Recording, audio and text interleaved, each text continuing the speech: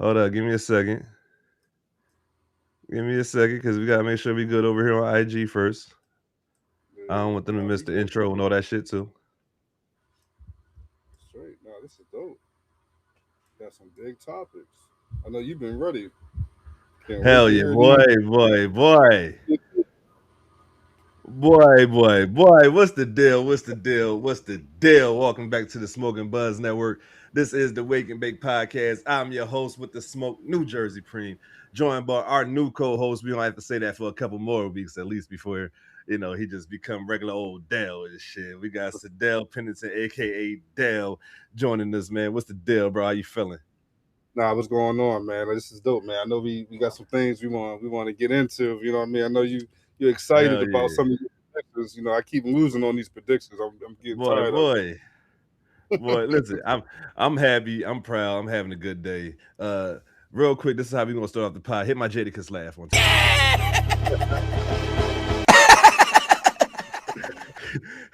hit my it. hit my Jadakiss laugh on these niggas one time, man. They thought that Big Wimby was actually gonna pull it out, y'all. They they was y'all should have saw the group chat. Y'all should have saw the group chat, boy. Y'all should have saw that motherfucking Dell Android was in there. Like, yeah, so basically when game 6 happened, like we just skip past game 5, all that type shit. They was talking big shit in the goddamn chat. Boy, y'all come in here, sit down, get comfortable with us one time, man. Hold up. Before we get started, let me spark my spliff, man. Hold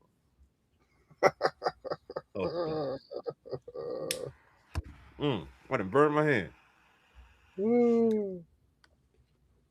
Yeah, man. I gotta give it to you. I gotta give it to you, man. It's a Listen, me, big. me and Dell going back and forth in the chat. I said, yo, I said, New York coming back tonight. They was down by like 25 when I said that shit. listen, listen, I don't know if I meant that shit or not, but I know I said that shit. You feel me?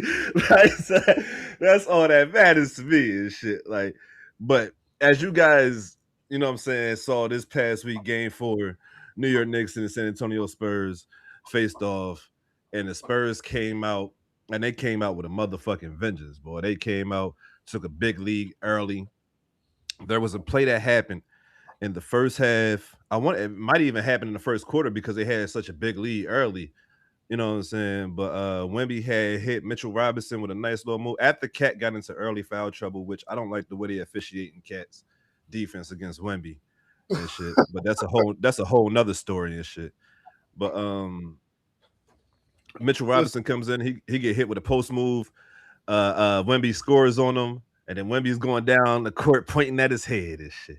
Then Mitchell Robinson immediately chucks this motherfucker in the throat with his forearm and get a flagrant foul. And then Wemby's on the floor clapping, "I'm in your head, I'm in your head."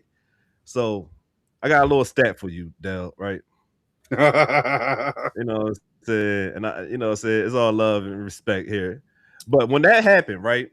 When from that moment, before that play happened, before Wemby is on the floor pointing at his motherfucking temple, talk about I'm in your head. He had 13 points on 5 of 7 shooting. That's pretty damn good. After that moment, he had 11 points on 4 of 18. yeah, I see that. Hold on.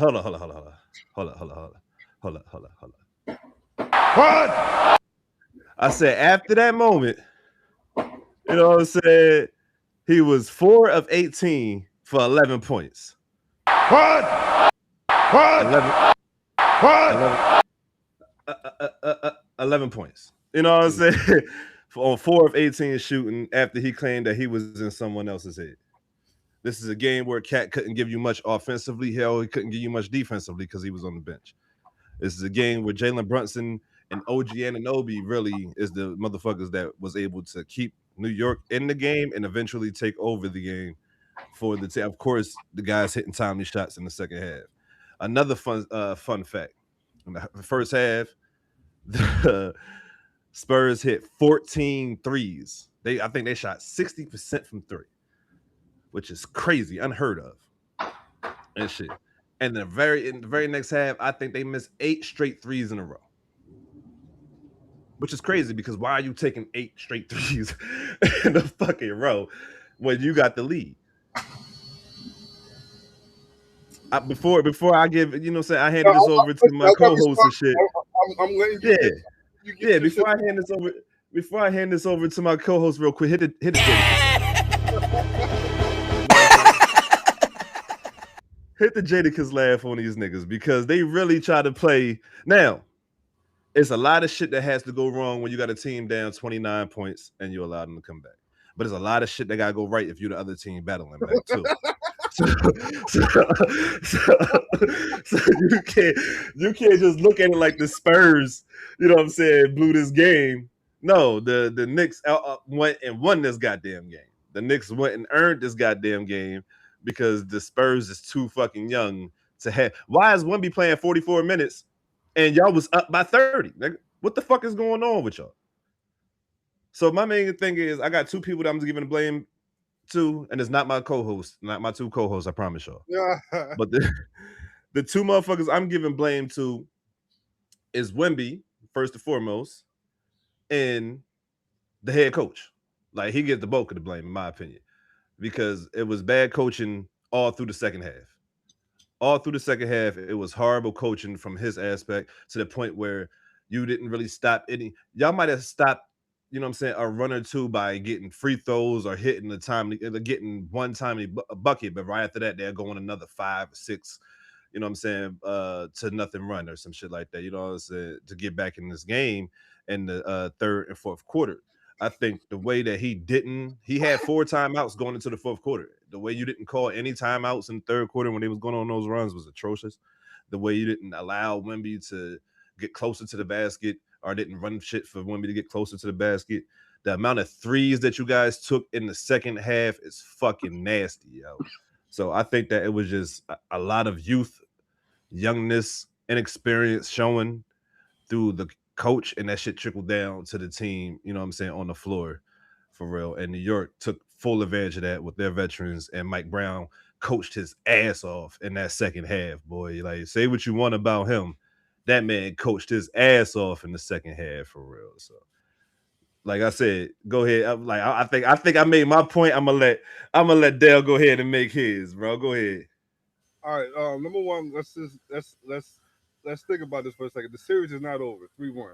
We are seeing a Right. lot more teams come back from a 3-1 deficit. Um, Right. Okay. Spurs were they had that game. They messed up. They had mental lapse. Uh-huh. It was um, th- he's definitely getting our coach. What's the Spurs coach? I can't even think of his name right now. Mitchell Johnson, I think. Mr. Johnson, yes, he's a Yeah. very emotional guy. He's being outcoached. Um, Listen, man, that's tough to say when you're being outcoached by Mike Brown. That's, I never thought that Mike Brown was a great coach in whole. You know what I mean? I Maybe agree a with good you, honestly. assistant coach, but that is really bad. Um, I don't understand why they kept jacking up threes. The way they were jacking up threes, they started reminding me of Boston. When we were playing them in Game 7 and I think it was Game 5. We had that major comeback. They it just didn't make any sense. The bad shots, far shots. Um, I agree with you. Why didn't they call any? They called one timeout, I think, with like 10 or 9 minutes left in the third quarter. Right. And then they didn't call any more timeouts to stop the game or get them going. Um, they were running the 5-out offense, which is great. When you're running the 5-out offense, that does open you up to more shooting and more spacing. But there was Right. just so Spread much the more. floor. Right. Yeah, there was so much more they could have done with that 5-out offense. You know what I mean? Pick and roll, had the guy cutting on the baseline. Open up more opportunities there for you.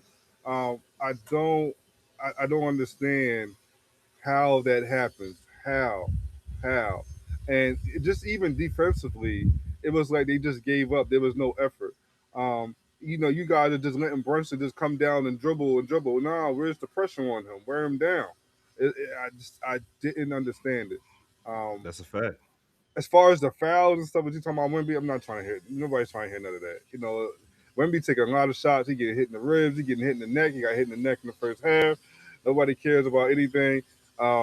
about any of those fouls. Who was it? Was it Mitchell Robinson? He went ahead and got the hit on Wemby. Right, yeah. Yeah, the To flagrant. get that. Yeah. Yeah. Nobody's trying to hear none of that, man. Well, now, Football. although I agree with you, I'm saying that the officiating when it comes to Wemby has just been weird, and I guess that's what you get when you have one of those type of people that you can't quite officiate, just like the officiating when it Different came type to of Shaq. player, yeah. Yeah, when it came to Shaq was weird, or the officiating when it comes to LeBron is weird. You know what I'm saying? These type of players that's uniquely built. You know what I'm saying? That will get different type of officiating. But So I don't look.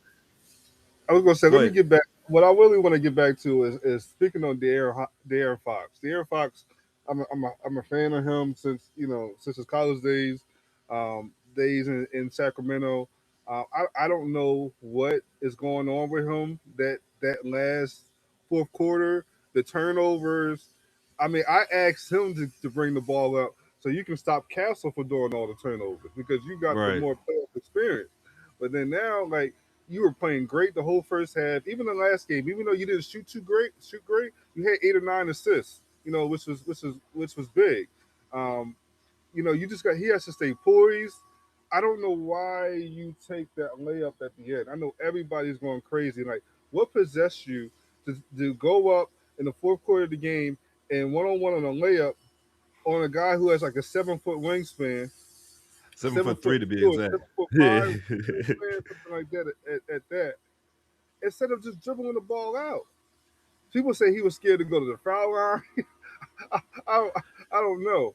I But believe you that. could you could have wasted 3 more seconds off that clock, which would have given them even less time than what they had.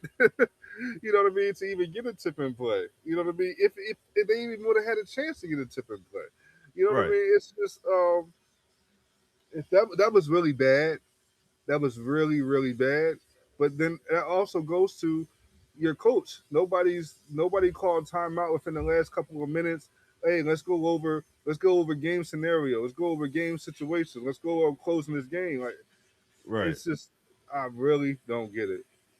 I don't get it. And I think, like I said, the inexperience from his coach trickled down to the team and affected the team this game. I think it showed. Remember back in the day, Pop a fucking around called timeout the first play out of halftime. You know what I'm saying? Like, Pop, like, nah, Nick, no, we ain't starting like this. You know what I'm saying? Like, so it's just a different environment that we're I don't know. seeing. I don't even know why It's, they didn't even hack a Mitch. Hack a Mitch. that's an, but see, and they was in the penalty like early into both quarters. You know what I'm saying? They was well, both halves they was in the penalty early, New York. So it was like, why didn't you go to that? Why didn't y'all?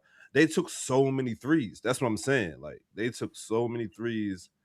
I think they got relaxed to the point where they felt that it was no way that they was coming back, like New York was coming back. But I'm like, this is a team that came back, I think, in this playoff alone from 2 or 3 20-point deficits in the fourth quarter alone.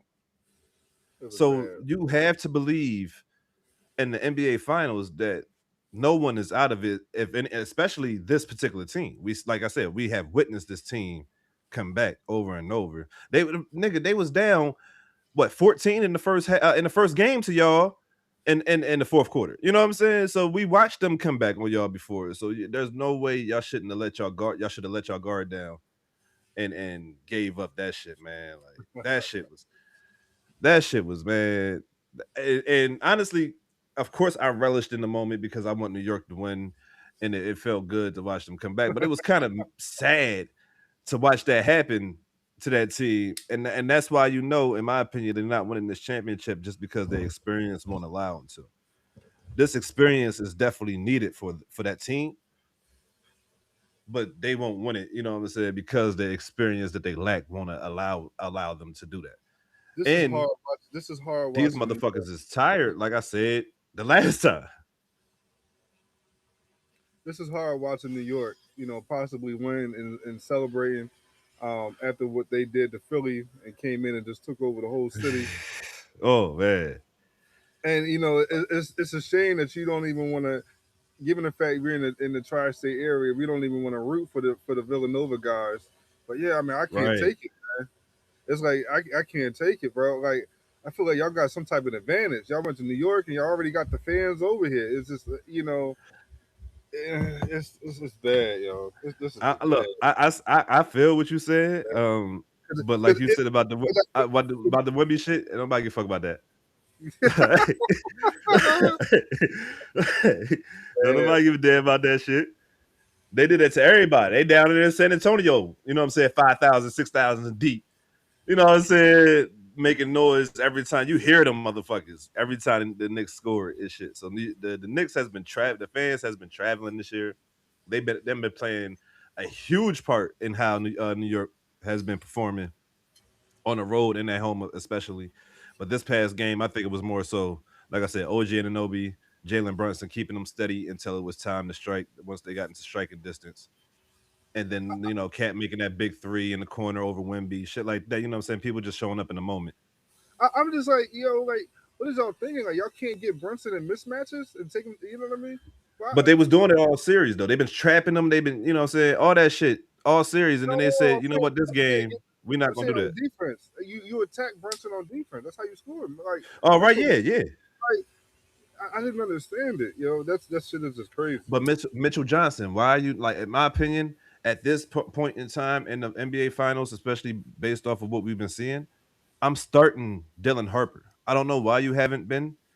You know what I'm saying? But it's like, come on, bro. Like, it's certain things that you should be seeing and understanding at this point in time in the finals. And like I said, it's the inexperience from the head coaching position too. Because say what you want, this is his first season as a full time head coach. So like he's still got some First experience to season or gain. full time? Second Yeah, season. no second season. Like last season, I think he took over, but this is his first season as a full time type shit. Like so, like when it comes to learning on the job, this is what it entails. You know what I'm saying? This is how you gain the experience that you lack right here, based off of how you adjust in game and after game. I think that's a It huge. ain't over. Stop talking like it's And over. I've It been ain't hearing over. that. I've been hearing that. Oh, if I'm the Spurs, bro, how? Listen, I know we're humans, right? Compared, like we're just regular ass humans compared to these guys that have to just move on with from heart crushing losses within 2 days and shit like that, right? But how, like logically, emotionally speaking, can you literally move on from some shit that, bro? There's no way in my mind I'm up 30. Nigga, I could be up 30 on a video game. If a nigga come back and beat me, I might break my system. You know what I'm saying? I might snap, I might, you know what I'm saying? Throw the computer, the controller through the goddamn monitor and shit like that. So, like, there's no way that's not on their mind. And then for it to happen twice in the same series, like they've been up the last 2 minutes of in the fourth quarter of every game they've lost, every game they played this series. Yeah.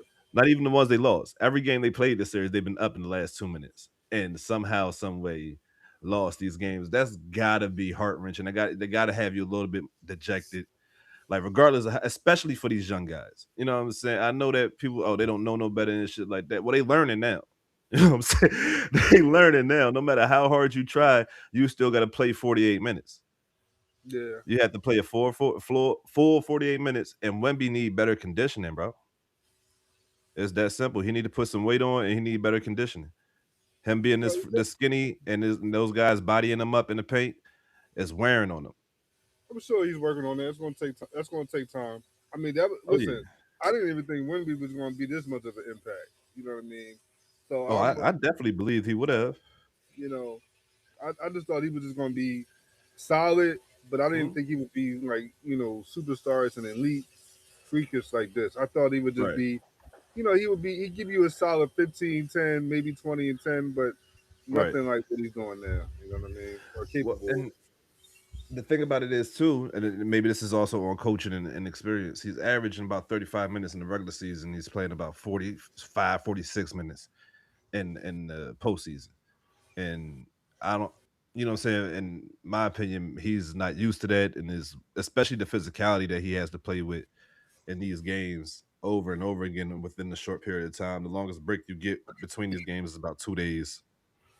and shit like that. So when you gotta go against Cat, say what you want about Cat, but he's a physical. He's definitely has been very physical with Wemby and shit. And then Mitchell Robinson, who's a physical guy, a heavier guy than both of those guys. You know, been super physical with Wemby. And then even the young the little guys, motherfucker Ananobi. Every time he get on them, you see him. He got his Hey, elbows and his ribs and his all that shit. Well, Look I'm talking out, about compared to Wemby. I'm talking about compare. You know what I'm saying? Compared to these he 7-footers and shit like that. Like so. we what 6'11", 6'10", Nah, well they got him at 6'8". I don't know if he, Oh, you know what I'm 6'8"?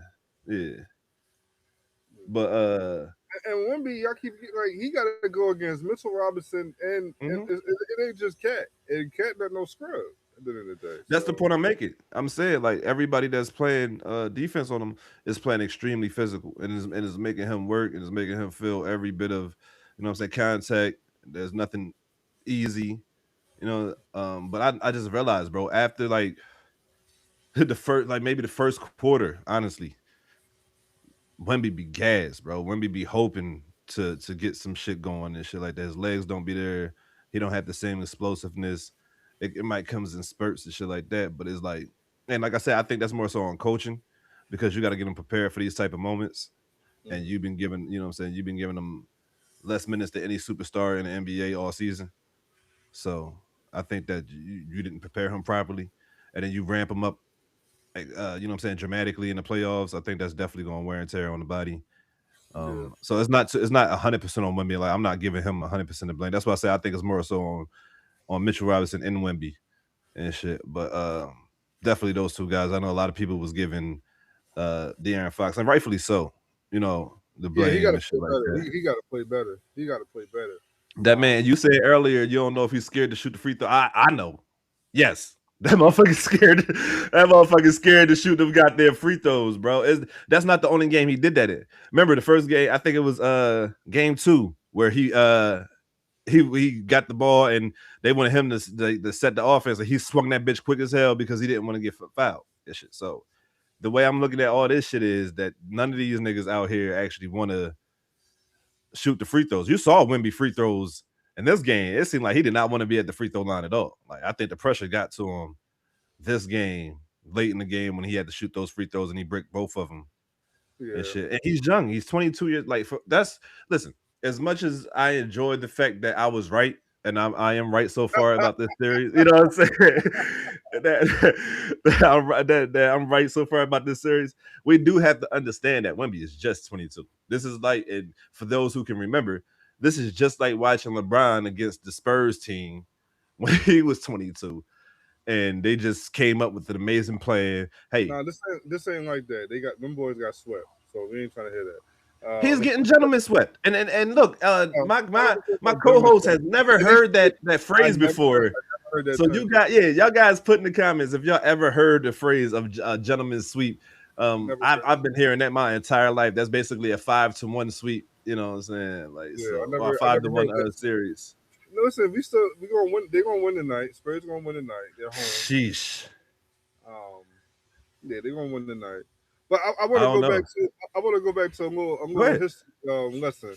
Do you You think? know, a lot of people are saying that this is also karma on the Aaron Fox, um, for the Mike Brown Oh. for Mike Brown being fired back in 2024, I believe it was hmm 2023 or 2024. Right. Situation they were playing the game against the Pistons, and De'Aaron Fox had a mental lapse where he's not guarding the best player in the game, which is Cade Cunningham. No, I'm sorry, Jaden Ivey, not second best player on the team at the time. Right. He shoots a three, and he gets his opportunity for a 3-point play to seal the game. And De'Aaron Fox is like like a foot or a step away from the block instead of guarding the corner three that Jaden Ivey hits, and Of Mike course, yeah. Brown goes to the podium at the post game conference and kind of bashes De'Aaron Fox indirectly. Yeah. Yeah, Uh, word. and then I he don't was know why fired. He was the fired Instagram chat's not showing up, but Jay on Instagram talking shit. like. Jay on Instagram talking shit. He said he on his way and he told me he hate me. I don't know why he hate me, but I must have said something. He probably hearing what I'm saying about this goddamn Wimby shit. Yeah, I know. Yeah, Yeah. I know y'all hate me. But go ahead, Dale, my bad. No, I'm just saying they fired him right after him going to say like talking about De'Aaron Fox. You can't have mental lapses back Right, in yeah, he right. came back in 2023, and then they end up firing Mike Brown right after that. And I believe he went to go. I don't know where Mike Brown went after that, but I think now he's finally coaching again, and now he's in the finals coaching against De'Aaron Fox, and Uh-huh. De'Aaron Fox another Uh-huh. mental lapse. Gotta play Uh-huh. better, De'Aaron Fox. I'm holding you accountable. You know what I mean? You have it in you. Come on, get these young guys together, yo. Get these young guys together. Come on. But do we? He hasn't been having a really good. He had maybe one good game this series, but I mean he's been turning the ball over at a high clip. Um, he hasn't really been like the guy that you can trust with the ball in the fourth quarter when it comes to like steadying the offense and slowing things down and shit like that. So I I thought don't. I thought he was great in game three, just not shooting. He didn't have. Okay, I believe he only had one turnover that game. right. And they had given him the ball, and he was great the whole first half, and even most majority of that third quarter. It's just that fourth quarter is just when it all started. Um, and De'Aaron Fox, I believe game two he had a decent game too. Yeah, I thought that was his only good game, but Yeah, that go yeah. ahead. No, I mean that was it. Uh, I mean, if okay. you go by stat wise, without the turnovers last game, he doesn't have a bad game that game either. But we got to count the turnovers. So I'm that's just what I'm saying. Like, because you've been yeah. doing it so consistently. Like, Well, if it was that's what I'm saying. Without that last game, two and right, three, I don't believe he hit. I don't think he had more than two turnovers in each of those games. But last game, I think he had like six turnovers. Like that was right, bad. You can't have that. not So without a doubt. without six turnovers, it's not a bad game. This means you're Right. capable of doing your job. That's what I mean. Dylan Yeah. Harper should have been in the game. Do your fucking And job. Do your that's fucking what's job, really there. bothering me. Do your fucking job there, They're Fox. not giving Dylan Harper the respect that he deserves because he's at this point he's one of the better players on the Spurs in the series right now. You know what I'm saying? He's in the running for, of course, if they won Finals MVP. By the way, he's been performing. So there, I think that you guys, those guys on the Spurs, Mitchell Robinson in particular, the coach, not yeah, I think that's his name, whatever his name is, but Mitchell Johnson and shit, should definitely start goddamn De'Aaron. I mean, Dylan, Dylan Harper. yeah, Harper and shit. Find a way. Like I don't care where you start him at the one or the two, but start that man because he's definitely been impactful. And he's a very, really good defender, especially against goddamn Jalen Brunson. Now you don't want him on the island all the time. You know what I'm saying? All the time alone, but you got a lot of guys that can switch. You got a lot of guys that can help. So he's a good primary defender on that man, and he give him buckets. He's a lot more aggressive when it goes to the basket. He can finish a lot better than De'Aaron Fox. De'Aaron Fox, of course, got the quickness and the savviness on his side, being a vet and shit like that. He's a But good defender. yeah, but I think that Dylan, what he's able to do on both ends of the court, especially in this series, um, should be more. He'd be a lot more effective if he's starting. You know what I'm saying? In my opinion. But bro, like I ain't gonna front, bro. Hit my Jadakiss laugh. Hit my Jadakiss laugh, man. Because I'm in a good mood. Like I don't know if y'all like because Jay already told me he was asleep. He woke up and saw the text. You know what I'm saying? So, Yeah, I was. but Listen. I fell asleep on the game and then woke up to a collaboration post from you. yeah. And You know what I'm saying? I liked it first. I liked it, and when you see me like a post before I accept the collab, that means I'm thinking about it. Uh, I ain't mad at you. I ain't mad at you. I wouldn't have been mad if neither one of y'all accepted it. You know what I'm saying? I wouldn't have been upset at all by any means. I understand what this is. I, I Yeah, understand what this is. When it comes to watching the TV. Excuse me, especially when you don't know. Like if you wake up and you the first thing you see is like somebody taunting you or somebody You know what I'm saying? Laughing at your pain, and you don't even know that you're in pain yet. You know what I'm saying? It's like, why are they so happy? Oh shit, they actually came back. That's crazy. Like, it's the realization of understanding that, you know what I'm saying? Like, Man, these motherfuckers, I went to sleep knowing there was this nigga, no way in hell they could come back. I gotta actually have this conversation with this dude. Sheesh. And you know what? That it makes me want to have one of the conversations that I've been wanting to have for a long time, and that's basically about the the 3-point ball in the NBA and how uh prevalent it becoming shit. Like, I like how you said because that. Said the right word with the conversation. And they gave you opportunity to ask some bullshit. Now, go ahead. What you gonna say about the 3-point line? nah, nah, because I was saying that like the opportunity of these comebacks are more feasible nowadays. You know what I'm saying? Because of the 3-point shooting. The fact that the Spurs continued to shoot the three and wasn't connecting, and the fact that the um Knicks was able to hit their threes in the second half. They end up losing. They was losing the 3-point battle, I think, by like 12 in the first half. They end up losing it for the overall game by 2. You know what I'm saying? So they end up was able to flip basically the 3-point percentage and shot making in the second half. And that's what happens when we have this, like, you know what I'm saying, the 3 ball and the opportunity for everybody just to shoot so often. But what I'm saying is that the double-sided sword is you could also allow a 30-point fucking comeback now. You know, like, so it was a point back in I the mean, day, you know what I'm saying? it's part of the game. What the 3-point line didn't came in the NBA what 1980 something like that. Right. You know, still, it was still fairly newer. You know what I mean to the game. It's something that had to develop. You know what I mean. Now they have all these different skills and coaches and trainers. You know what I mean to make sure these guys is able to shoot the ball. And now we're Hey, in a day I and think age where Lava Entertainment said good morning, peace and love. oh, good morning, good morning, good morning. Oh, Yeah, what's good? Lava's good. Lava, that's the guy. We yeah. gotta get Lava up on here. I know he'd be on the sports stuff too, and he's a dope Hey, no artist. doubt, no doubt.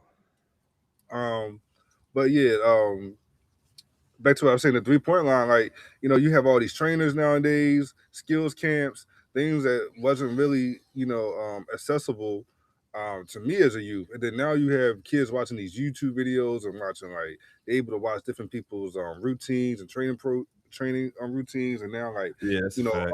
Yeah, true. NBA stars now are interacting more and more with the youth and fans more than ever. You know what I mean? So Yeah. there's more knowledge. You know what I mean? Oh Back yeah. when I was a kid playing ball, we was out there trying to gain the knowledge as much as possible, but it's like You trying only to find VHS tapes and shit. Yeah. yeah, you know what I mean? But now you do that shit with the click of a finger. And so yeah, Hell yeah. it gives That's a it fact. gives people opportunities to become better and advance. Now, if you want to go on and say if you think that we should change the game and take away the 3-pointers or the amount of I'm three not saying no pointers, shit like that. Nah, hell no. I'm saying what it's they doing talking about is they taking add a, away leads well they talking and about should shit. they add a 4-point line? I mean, I've heard people suggested I talking about feel like adding that's another. like too novelty. I feel like that's I something think it's that too you much. Yeah, I feel like that's something that you do in an all-star game, or you know what I'm saying, like the big three or some shit like that. I don't think that Mm. that's somewhere that's that I don't think that has a place in professional sports, a 4-point line and shit like that. Like that's like Now, now, this is what I will say. I think the NBA needs to stop playing zone. They need to get back to stop playing zone and make these guys play defense again. I think that's where the NBA is going wrong. I hated that they put the zone in with AI. They did that to Allen Iverson back in 2000 yeah. to stop what he was Uh doing. That was some grind. That was corny. They need to yeah, get him back. and Shaq. Yeah, They need to facts. get back to playing defense. Yeah. No, I could definitely agree with that. I don't think they should. I can't necessarily say ban the zone, but like because it is a form of defense that you can use to help at your advantage. You know what I'm saying? At certain points in Keep the it at the game. college level. I'll be honest with you. I don't even know if you keep it at the college level anymore now. Now these brothers is getting paid and shit. Like you know, and where that game is going to, and how they're involvement at the college level. Right. But yeah, because back in the day they had the illegal defense rule. If there's a Yeah, of player course, and yeah, not playing defense, then you know what I mean. You gotta, you get that illegal. You get hit with that illegal defense. You get two of them in right, protect. Um, right. so I think like they need to get back to that. Like it makes guys play defense again. Like it gets No, back. I get what you said. It makes them play more on ball defense, but I'm Yeah, looking you're at it not more gonna have that as in three the point line. scheme. You're not gonna have I'm that looking three at it point. more as in, you know what I'm saying, as in the scheme though, from a coaching head standpoint. You want to have that in your disposal. I think they should have a limit on how many times they should be able to use it throughout the game and shit like that. But I don't think that they should necessarily take it out because, like I said, as on some strategy shit as a coach, they're like, yeah, if this team is bad at jump shooting, nigga, no, I don't want to have to. You know what I'm saying? Just man these niggas up and let them just blow past everybody. Let me zone this shit up at least a couple times in the game to at least make you know what I'm saying, actual plays and affect the game outcome possibly and shit. Like I don't think that taking it out is the right move, but I think limiting it is better. It's kind of like because I'm looking at it more as like a defensive coordinator in football, right? And how they use zone defense Yeah, this ain't and shit. this You know ain't. what I'm saying? Use it, but I'm You got saying use it to, like in certain points in the game and shit like that, to where as though you don't have to necessarily rely on it. But it also, I feel like it is making a lot of people develop more offensive skills on how to get buckets and how to get past people and through the defense through zones and shit like that. So I think that it has its benefits and its you don't want to play defense. cons. You just don't want to play defense, bro. No, no, I definitely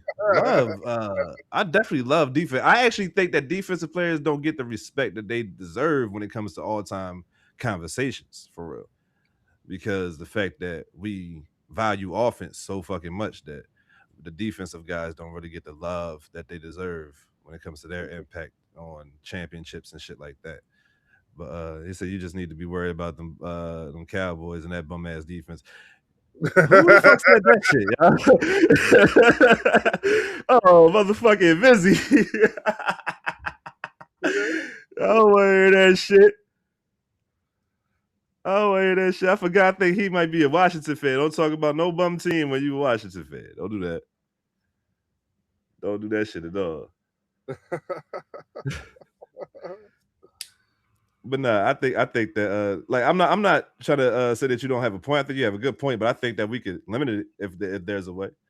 You know what I'm saying? Just like you get as many, you know what I'm saying, challenges or timeouts, you should have as you know what I'm saying, 5-6 times you can play zone defense in the game. You know, so you just got to pick and choose where you want to have, you know what I'm saying, those spots played in the joint. Oh, here go Jay Will and shit. you just Here go said Jay something. Will. It's good, Jay. Well, you just said something by the way, and I don't know why on Instagram it looks kind of funny. I don't know if I'm watching it on my Yeah, phone. I see it, and I don't know why. I thought it was just my phone. But I don't know why it's doing that shit. Mm, well, good. Nah, peace, bro. I Because appreciate you coming through. you feel like they do it to make it more entertaining. What are you talking about? The 3 point? The 3 point? Not sure. Nah, Go I ahead. think he said uh maybe zone defense versus man defense. I think that's what he's talking about. When Okay. we were saying that. Yeah. Yeah, you can see Jay clearly on the IG joint. I don't know why we can't see him. Yeah, You know, see that's the everybody else. man right there. Go ahead. What's up, Jay? Yeah. Let's get your take, Yeah, can man. you hear can you hear us and shit? I don't How know. many? He typing loud as shit. I don't think he can hear us right now. Okay. I'm gonna mute him up and shit because that joint loud in the motherfucker. Hopefully. But I hear you. I just think that they get back to Yeah. defense, it would it would open things up. It would make it more. It would get back to what it was at one point, man. I just think, like you said, like it's too many 3 pointers. Get these guys back to playing. Scoring in that mid range. That's why I love Shire. Because his mid range game. Oh You yeah, know, yeah. Nah, and that's what I'm saying. Like a lot of these guys got to develop more to their game too to get around this zone. Can you hear us, Jack? Yeah, I can hear you. God damn, you loud in the motherfucker, boy. Hold on. yeah, you Let don't have me to whistle, see if I can turn you down over here and shit. Hold on. God damn. Yeah, you can't. It don't sound like you yell, but you're gonna have to just whisper though. All right, now you might have to turn yourself down. You might have to see if you can turn yourself down because I can't do it from over here. Yeah, shit. Turn yourself down, but turn your headphones up. Right. But I think he's doing from the headset and shit. So it's, Okay. yeah, just turn the microphone down if they give you an option. But yeah, man. Well, we finally got J Will in here, y'all. Shout out to everybody that's been fucking with us. Oh, my cousin, what's up? What's up, Mark? Yeah, he was typing loud as shit.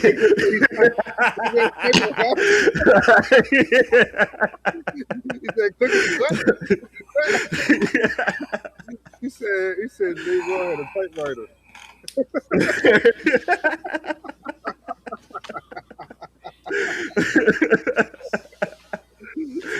Yeah, I had tried to save you and mute the Jordan up and shit. Like,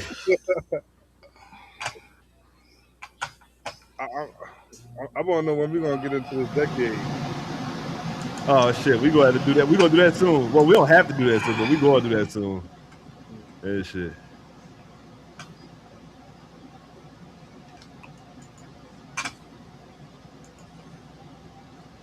Yeah, it should be. Hold on, let me see if I can do it on mine so I can kind of walk you through that, John.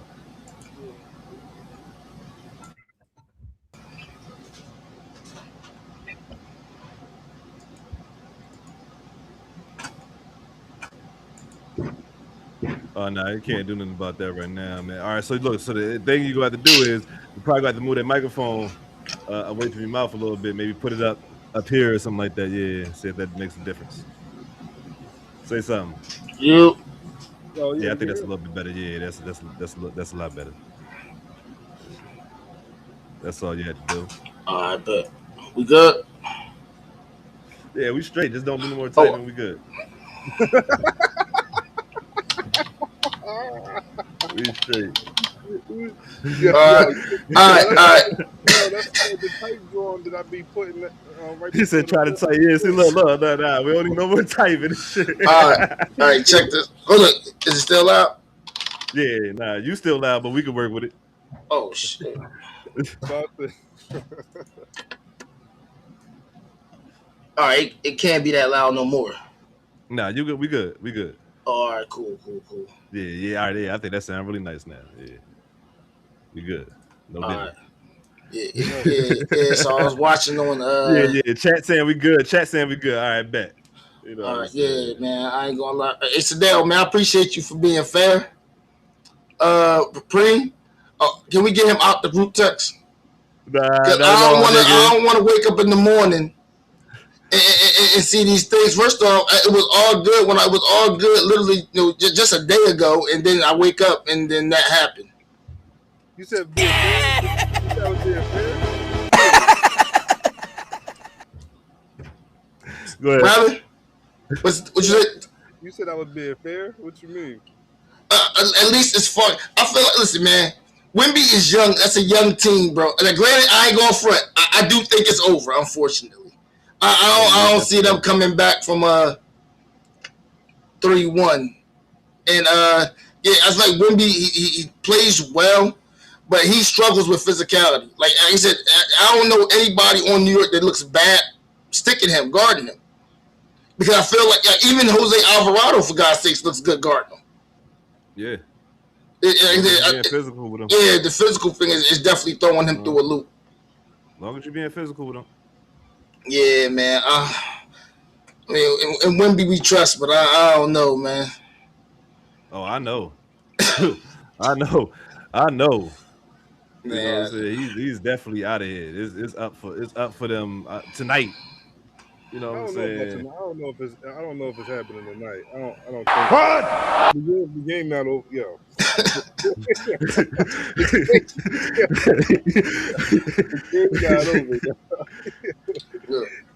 I don't know, man. I don't know.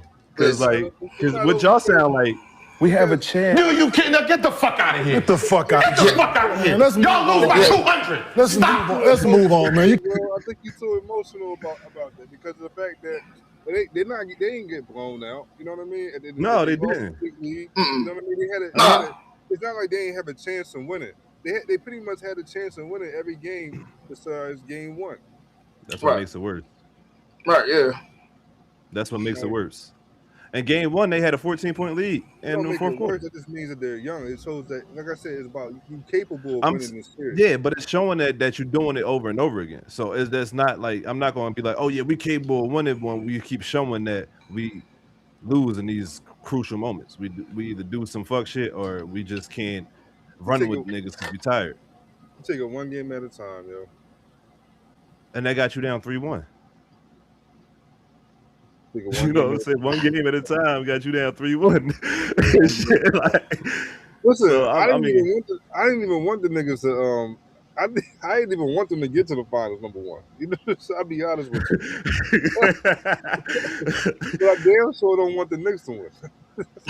right?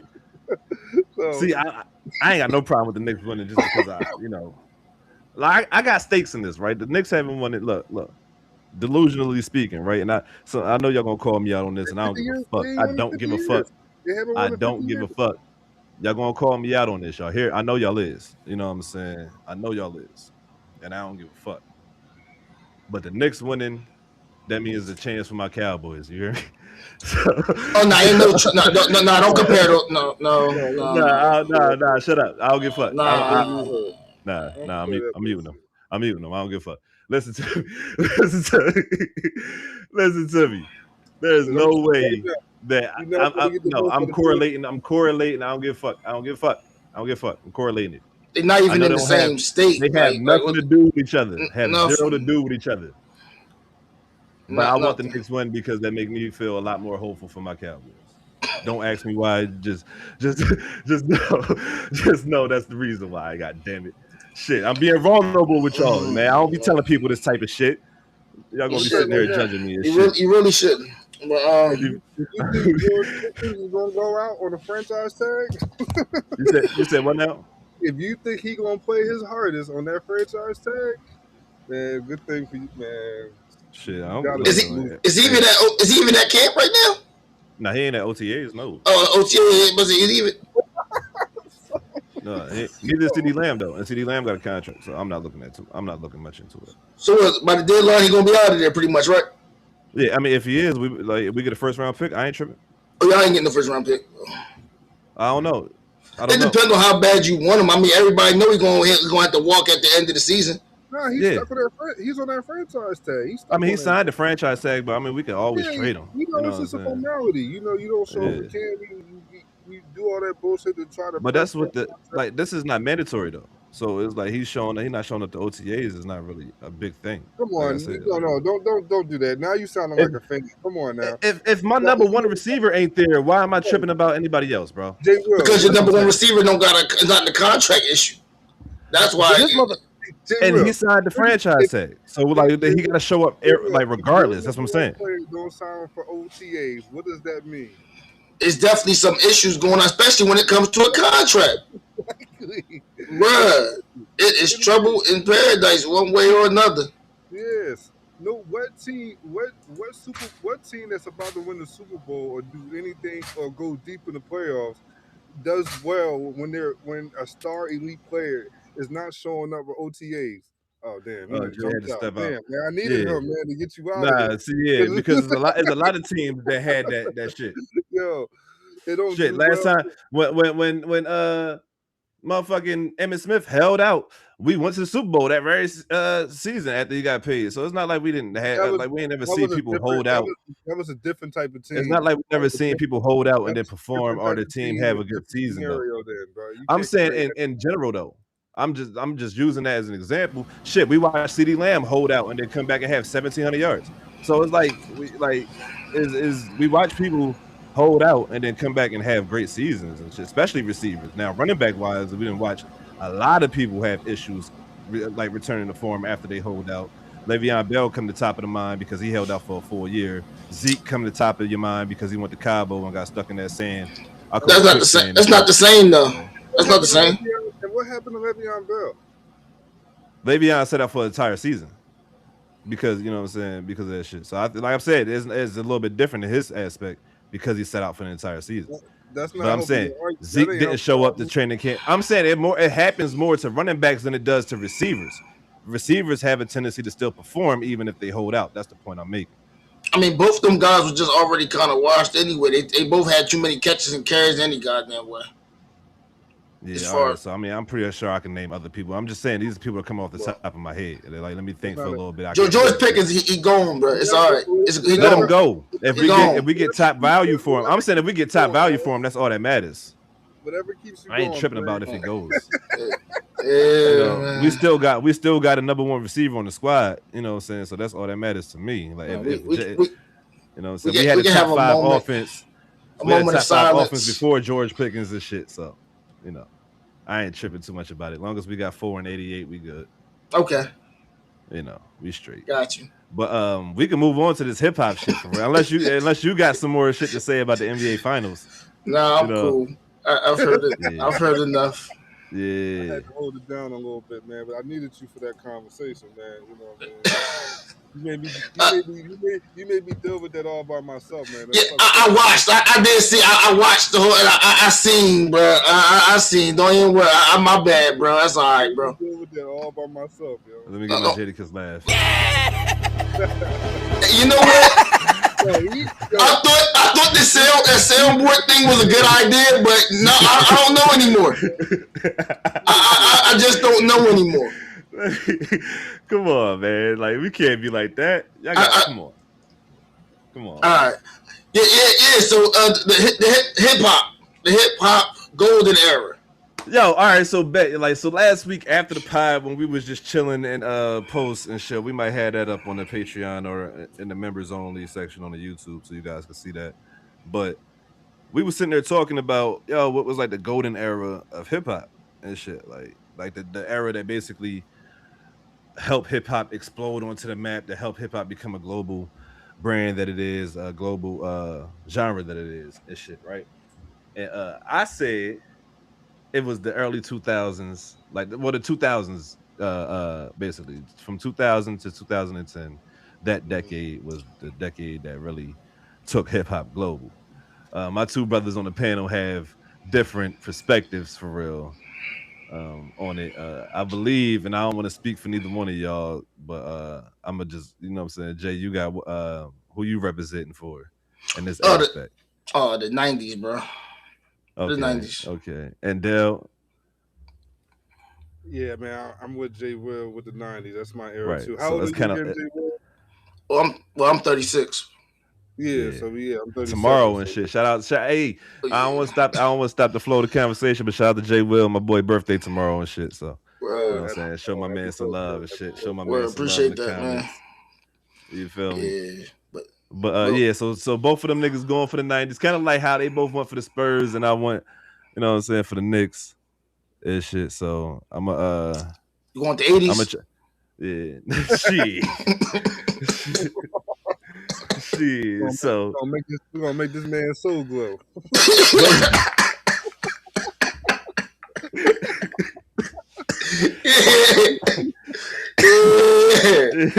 Grandmaster Flash and all that. Yeah. That boy good.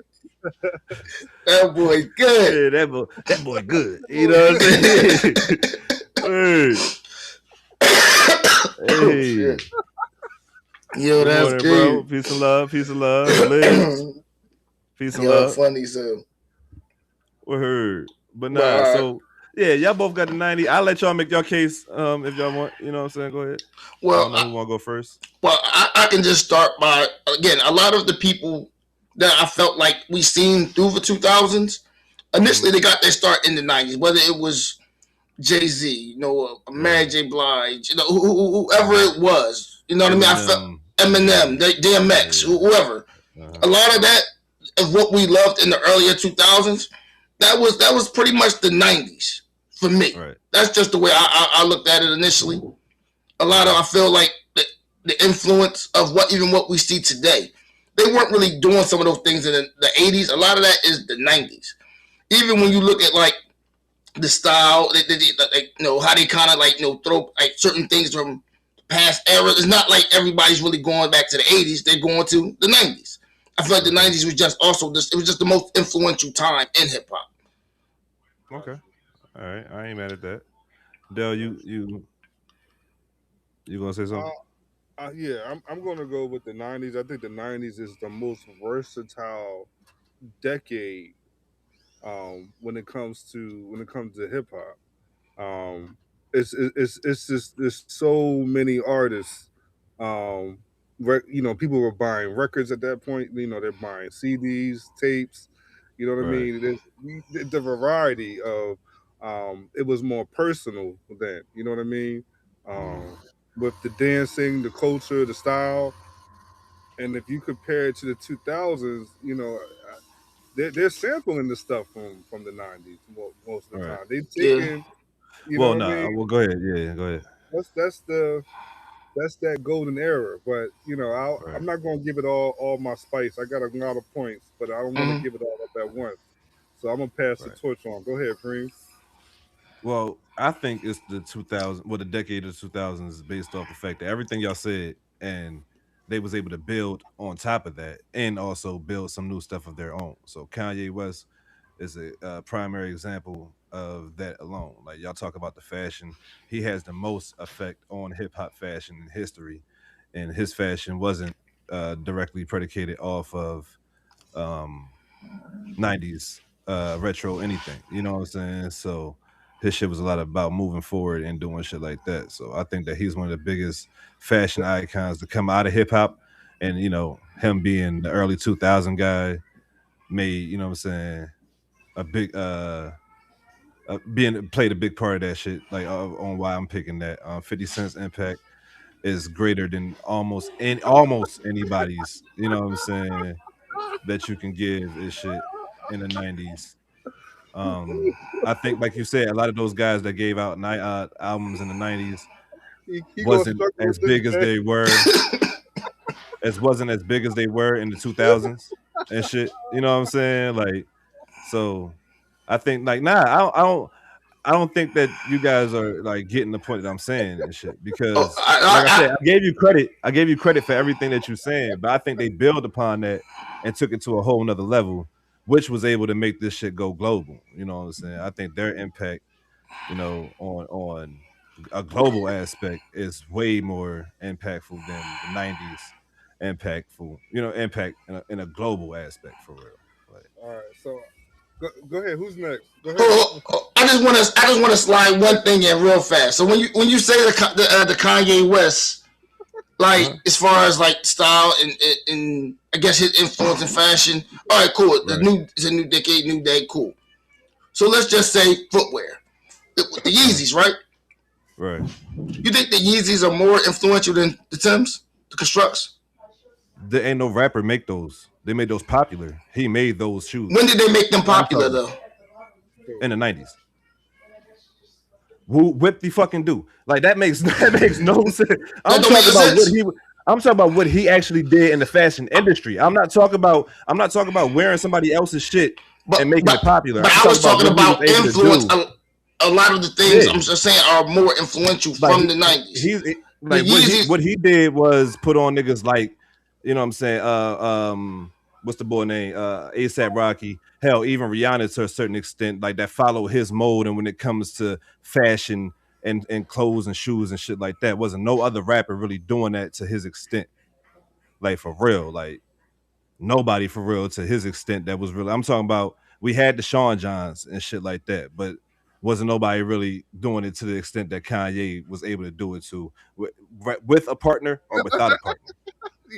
but I mean, I don't think that was the goal for everybody. Yo. I think that's a I'm different saying goal. I his think with impact. I mean, Kanye. fashion is not a part of. Y'all just mentioned how fashion was impactful in the night. I'm just saying, like his impact alone in the 2000s when it came to fashion. Oh yeah, I You mean, know I'm what not I'm gonna say saying? Kanye didn't have an impact, but What I'm saying is it can compete, if not is stronger than anybody's impact in the 90s when it comes to fashion. That's what I'm saying. Like that's the point when you made your point earlier when you said that how the 90s had an impact on fashion. I'm saying, well, Kanye had a bigger impact on how hip hop see fashion going forward after that when it came to the skinny jeans and how people would dress for decades and a decade after that. You know what I'm saying? After he started dressing the way that he was dressing and pushing that type of vibe and that type of look and shit like that. What's the? Um, Yeah. Well, you said Kanye versus you said 50 Cent. Who else did you say? Free? And I say it's a lot of other people like Eminem, like DMX, like you know what I'm saying, Jay-Z, who had a huge run in the early 2000s to 2010s. Of course, Lil Wayne, you know what I'm saying? Like we're talking about a full decade of people. I'm going to say Jay-Z in the 90s. I'm going to put my biggest argument because his top selling album, which was Volume 2, I believe. I think that's still like 8 or 9 million copies. Big Pimpin', all that, you know what I mean? So we're going to count him in the 90s. So yeah. that gets Kanye West the fuck out of here alone. Rockaware started in the 90s. You know, listen, people can say whatever they want to say about Puffy or how they want, but Sean John was in the 90s. Fat Farm started in the 90s. You know what I mean? We can go there. Listen, I'm going to say Illmatic, Ready to Die, Into the Wu-Tang, 36 Chambers, Infamous. All Eyes on Me, if you want to talk about global impact. Ready to Die. I mean, I just said Ready to Die. Life After Death. I mean, the Chronic album. Doggy Style. Midnight Marauders. The Roots. Things Fall Apart. You know, and that's just off. I'm just scratching that just off the surface, top of my head, with some things that I listen to. I mean, we can even go Bones, Thugs, and Harmony. I mean, just Raekwon's first album, Ghostface's first album. Okay. ODB. Right. So I mean, Get Rich or Die Trying. Graduation, late registration. Get Rich or Die Trying. What that? So 8 million. College Dropout. It was probably about 10. 10. I mean, yeah. I mean, like I said, like Get Rich or Die Trying. Yeah. All right. Like I said, a lot of those are Kanye albums. They were good. I ain't named none of Nelly shit just because I'm not a fan of Nelly and shit. But he was selling millions of records and shit too. The Eminem Show. Well, Eminem's from the 90s though. Yeah, but I'm talking about the albums that he dropped in 2000 that was breaking records.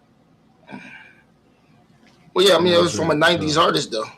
Yeah, but he wasn't breaking. Like y'all gave Jay for breaking. Like, you know, his highest selling record was in the 90s and shit. Well, M's was in 2000, 2001. I mean, but you're not going to consider Nas a 2010, 2020 artist because he's dropping albums now. He's a 90s artist. But no, we're not gonna do that though, because a lot of artists that came out in the 90s but didn't pop until the 2000s. Listen, if Eminem dropped his album in 97, that's a 90s. Well, nah. Because I'm about to say Wayne dropped in 99, nigga, but we're not considering him a 90s artist. I'll give him that, Jay, because he didn't come out. Like, come on, Jay. We already discussed that. That's the crazy thing. Jay gonna try to change it on live when we discussed this shit already. I'll give him Eminem.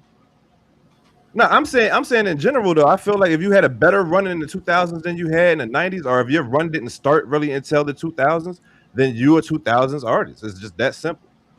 Like, I don't look at it no way. Like I give y'all DMX, I give y'all Jay-Z because they were so impactful in their, you know what I'm saying, in their albums in the 90s and shit like that. But pretty much everybody else, I already said Nas was a 90s guy, so I'm not trying to put him anywhere else other than that and shit. But everybody else that I was mentioning and shit, yeah, they might have been around. Hell, Kanye was around in the 90s, but we ain't, you know what I'm saying, we ain't no Kanye.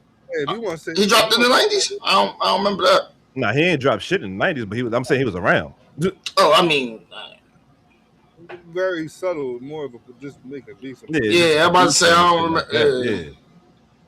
But that's the point I'm making. But I'm saying I think that when it comes to global shit, like, oh man, it's hard to find an album that's more globally impactful than Get Rich or Die Trying. Like, you know what I'm saying? It's hard to find a hip hop artist from the 90s who's more globally, you know what I'm saying, attracted than 50 Cent. You know what I'm saying? Like, so I don't know why you're saying that. Yeah, because it's true. I But think you had, I think that we have an Americanized. you had the whole Wu-Tang Clan. Like you I can't. think that's the only people that really can compete with them for real. But Like, then the Wu-Tang Clan, that's a whole group, and then like I just told you, right, and that's a whole group, and this is one man. I'm saying, You know, there is actually a rapper from the 90s that's more globally is known and recognized. You know, in the 90s, that's Snoop, right? Snoop is globally. yeah, all right, Snoop. Yes, I give you Snoop too. Okay. I definitely give you Snoop. But shit, at this point, we could put Kanye in the conversation now. Like when it comes to being globally fucking recognized. I'm not saying these guys aren't, but I think there is still levels to it, though. Yeah, I mean longevity helps too, right? So I mean, Snoop. Well, I mean, even with the global thing, I think evolution as time goes on that helps as well. You know what I mean? I mean, yeah, hell yeah. Say what you want to say, but you know, you saying Kanye, Diddy is an artist, and who was more global than Diddy in the 90s as well? In the 90s? Yeah. I don't know. I can't say who was more global than Diddy in the 90s. I mean, but I can say who was more global than Diddy in the 2000s. You know what I'm saying? Y'all see that? Hold on, Jay. I don't know if you can show that shit again, bro. I don't know if you can show that shit again. You know what I'm saying? With the stage fright. Yeah. Stage fright. I think that's a retro motherfucking NBA Jams. Yeah, like version NBA of that Jams. shit. That's it clean in the motherfucker. Yeah. That's just clean in the motherfucker, boy. If they wanted this, where they gotta go? Hold on, I'm about to show you right now. Yeah. Oh, okay. Yeah, there you go. Okay. Yeah, there you go. Yeah, right there. Yeah. You know there you go, my man. Fourth wall / smoking bub shop. Yeah. You know, we got some apparel up there for the ladies for the summertime. We got some stuff up there. We about to have some shorts and shit like that for the fellas. All that dope shit, man. Y'all stay tuned in for real. Word. But yeah, back to what we saying. Yeah.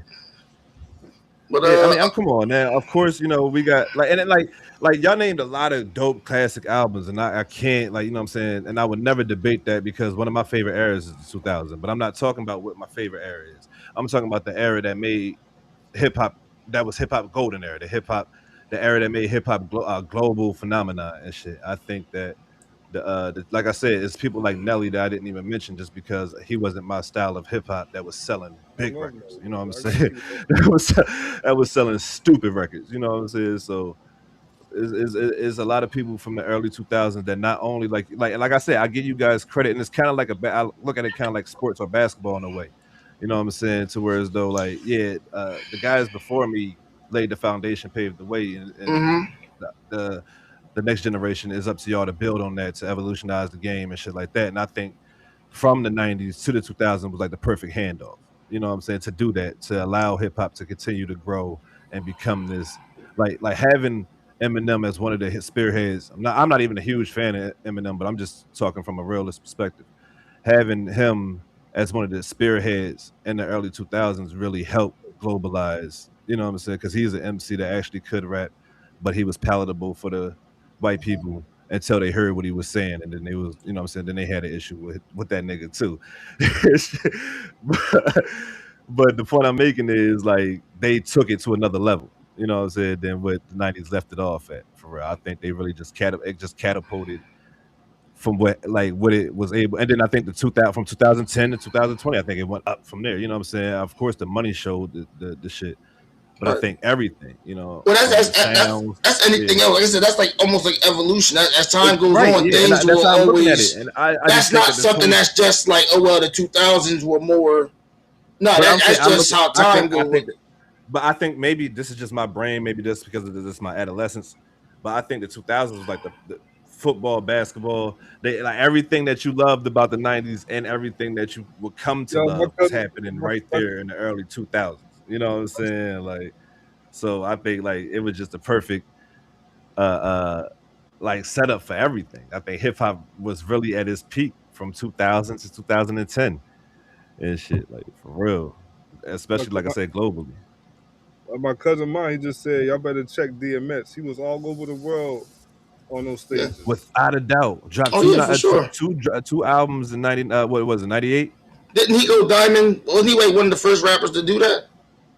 I think Pac was one of the first rappers to do that. Well, I think Pac. That was after he passed, though. I mean, actually, being there. I think Yeah. DMX was the first one. I think even before 50. No, I think.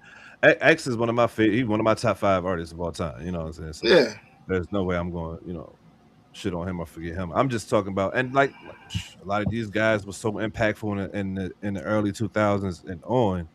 See, like niggas like Jay-Z and Nas, they like, y'all like the LeBron James of hip hop. Y'all didn't went through decades of this shit. You know what I'm saying? Y'all went through eras, all different eras of this shit for real. So I don't really kind of count these motherfuckers in these type of conversations. Ooh, It's not really fair. hell no. Hold on. Listen. All right, cool. All right, I'm about to say. It's not really fair to everybody else because they can really say, oh well, in this era I was, you know what I'm saying, top 5. This era I was top 5. This era I was top 5, top 10. Blah, blah, blah. You know what I'm saying? They can do that shit. But the other niggas that they was competing with, God rest their soul, they can't. A lot of these niggas can't really speak for themselves no more and shit. And I ain't really bringing in the 80s or the 70s guys. Like I said, I don't want to hear nothing. If I see a Melly Mel comment in these motherfuckers, bro, listen. If I see anything about Melly Mel or goddamn, and look, somebody asked in the comments who is the Mount Rushmore of 90s hip hop. You remember we did this shit earlier one time. And I felt think like we did actually. Yeah. We actually did. I think we said it was Nas, Jay, Big. No, you know what? We just did. Yeah, Nas, Jay, Big, and Pac, right? Yeah, it was Nas, Jay, Big, and Pac. I think that's what we had. I think that might have been it. Yeah. And shit. Like, yeah, we definitely did that before. Yeah. But I think that you could. It's a conversation in the 90s to switch out Nas and DMX. I mean, not Nas and DMX. Hell, maybe even I wanted to say Jay-Z and DMX, but hell, maybe even Nas and DMX. Shit. But I think Jay-Z and DMX is more of a conversation in the 90s than, you know what I'm saying, anybody else for real. On who would be that fourth person on the Mount Rushmore because of Jay-Z's impact in the early 2000s, from 2000 to 2010. Yeah, you took that first, Jay. All right, so I guess my thing with that is I get it. See, I'm trying not to be a fan. I'm trying not to be a Jay fan right now. But NWA clothing line said that Nas can go, and I don't like that. I don't like that. I don't like that. I mean, like you gotta think, even in the 90s. Preferences always, though. Go ahead. Like at least if I know it happened all over the country, even before him. I'm not saying Jay-Z's the first one to do it, but can you think of a lot of independent record labels on the East Coast that really took off the way Rockefeller did? Not off the top of my head. So I would have to give him some type of impact for that, right? At least from the entrepreneurial standpoint. Right. So I guess that was another East Coast record label that took off the way that Rockefeller did. At least a hip hop record label. Yeah, in the 90s. Like independent. You know what I'm saying? Like in the 90s. Rough Riders. They had a run. Yeah, but wasn't they under Def Jam? Were they? I wasn't sure. Yeah. Well, I think Rockefeller was more just that was them. I think I think that came under it was either Def Jam or Interscope. Yeah, because Rockefeller was under Def Jam. But they partnered with Def Jam. I think I think there's a difference. I think they sold a percentage of their company though at that point. But wasn't he came up like he made Rockefeller what it was. They started before, and then they got the deal. DMX shit was Bloodhound or some shit like that. That was like his shit. Like, yeah, Bloodline, I think was DMX's. Bloodline, one of them. Yeah, that was his shit. Rough Riders was something that the label had made up. Type shit. Yeah, that was like they gave them the, you know what I mean. That was the brothers. Yeah, the Lox. So the Lox was already the Lox from when it was with Bad Boys. Yeah. Shit, Nah. So remember the Lox was originally they was first with Rough Riders. So then they was with Bad Boys. No, they was with Bad Boy. Let me finish. Before like 97 and all that, they was with the two brothers from Rough Riders. Then they thought it was better go sign with Puffy. And then Rough Riders came back, and that's when they had to make the deal to get them out of that deal with Bad Boys. Well, I was under the impression that Mary J. Blige gave him the layup with the Bad Boy situation. Yeah, and most certainly. And they told him to take that deal. But they was and they said that originally before with the the Bad brother. Boy deal, a goddamn Death Row deal was on the table too. You know what I'm saying? Yeah. At least that was Kiss. I mean, Kiss said but the thing, try to grab him and shit. but even if that was the case, it didn't happen. Like that might have Right, been yeah. something that like that could have happened, but it didn't actually happen though. Oh yeah, You know what I mean? doubt. What happened was the Bad Boy situation. That's actually what happened though. I think. Yeah, pretty much. But I think when it comes to the label itself, So though, I think my cousin arguing with me right now in the chat talking about the same thing. I'm like, listen, I can pull up the documentaries and all that, man, that they had. They just had the. Oh no, I believe you and shit. But Yeah. I'm, you know, it's mad stories my that cousin right now, NWA. He sure. What happened? Say again? He said the NWA. In the IG comments. Yeah. NWA. I don't know why he's not showing up in the chat over here and mine. shit. Yeah, that's his talking name about in it the was chat. Bad Boy Fred. Like, nah, I can show it to you. They just had the Rough Riders documentary, and they talked about that. Yeah. But nah, look. I don't like to make the comparison, but when they said the Mount Rushmore, I think DMX can be in the conversation as one of those Mount Rushmore guys. If we talk about impact, in the 90s and shit like that. But like I said, a lot of those guys might have made their initial impact in the 90s, but they really took off in the early 2000s and shit. So and I just be feeling like kind of something that Sadell said earlier.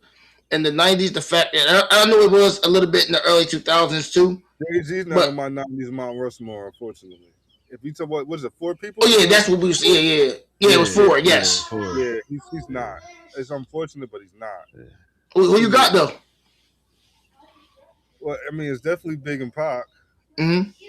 I mean, and then you put Nas in there. I'm putting Nas in there.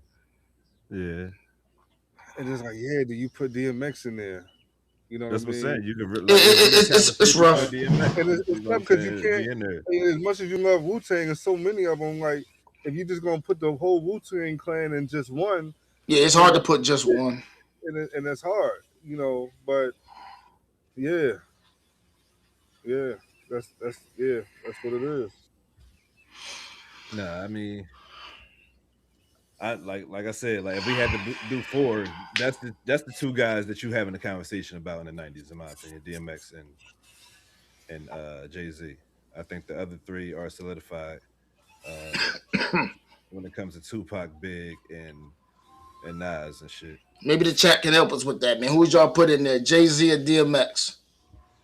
Yeah, facts. Yeah, who would y'all have in the final slot in the hip hop, the 90s hip hop Mount Rushmore? Yeah, for sure. We got Big. That's a rough one. We got Nas. And then who was that number 4? Who would y'all put in there? But going back to the thing, the 2000s versus the 90s, right. I do feel at some point, I guess, as far as like, I feel like the 90s just had also just almost more, just bigger art. I feel like when you got to the 2000s, you're gonna run out of artists. I feel like, and it's not even just from the aspect even of hip hop, but even from R&B. I mean, I feel like the biggest artist of the 2000s up to this point now, what, Chris Brown? Of the 2000s, probably. I thought I was going to say Usher. Oh shit! Hold up, ain't he 90s too? Yeah, I'm talking about his biggest album was in the 2000s. Yes, it was. Yeah, you're right. Yeah. I mean, you're right about that. Damn, but he got some good albums in the 90s though. He got like. Like 2 albums? I mean, he had 2 albums. Yeah, one good album, like which was My Way. Yeah. That shit. Then it was like what? It was the other one. Usher is the 870. Well, 8701 was in 2000. 8701 was in 2000. Yeah, 2001. You know. Oh, I might have to actually put that in the 2000 then. Damn. You know. Now R&B is a different animal. Yeah, it's a different animal. You know. Sometimes I'm just so used to joining them together because you know. I'm about to say the way that R&B. Well, now you got Chris Brown and Usher in the 2000s, bro. It's over with. It's over with right there.